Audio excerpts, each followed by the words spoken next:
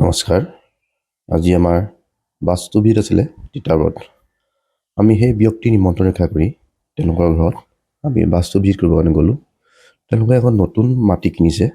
মাটিখনত তেওঁলোকে এটা নতুন ঘৰ বনাব। আমি প্ৰথমতে গৈ মাটিখনৰ জোখ-মাখ ল'লোঁ। জোখ-মাখ লোৱাৰ পাছত আমি ড্ৰয়িং কৰিলোঁ, অট'কেড ড্ৰয়িং। তাৰপিছত আমি মাটিখনৰ এনাৰ্জি চেক কৰিলোঁ। এনাৰ্জি চেক কৰাত তাত অলপ ধৰা পৰিল যে তাত অলপ নিগেটিভ এনাৰ্জি আছিলে। সেই এনাৰ্জিখিনি আমি তাৰ পৰা ৰিমুভ কৰিবলৈ আমি তাৰ প্ৰতিকাৰ কৰি দিলোঁ আৰু আমি যিখন জেগাত যিটো হ'ব লাগে সেইমতে আমি তাত জেগা দেখাই থৈ আহিলোঁ।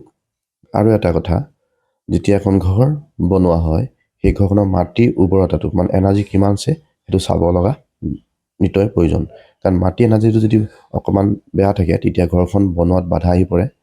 তাত থকা মানুহখিনি ঘৰত প্ৰৱেশ কৰাৰ লগে লগে মানুহৰ বহুত সমস্যা আহি পৰে।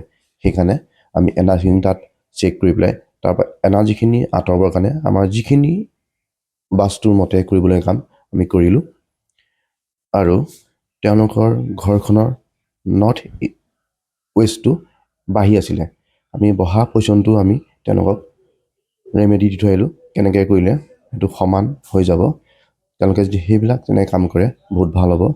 আৰু তেওঁলোকক মাটি পেলাবৰ কাৰণে কোনফালৰ পৰা শ্ল'প হ'ব, কোনফালে ডাউন হ'ব, কোনফালে আপ হ'ব, আমি সেই সকল ধুনীয়াকৈ দেখাই থৈ আহিলোঁ।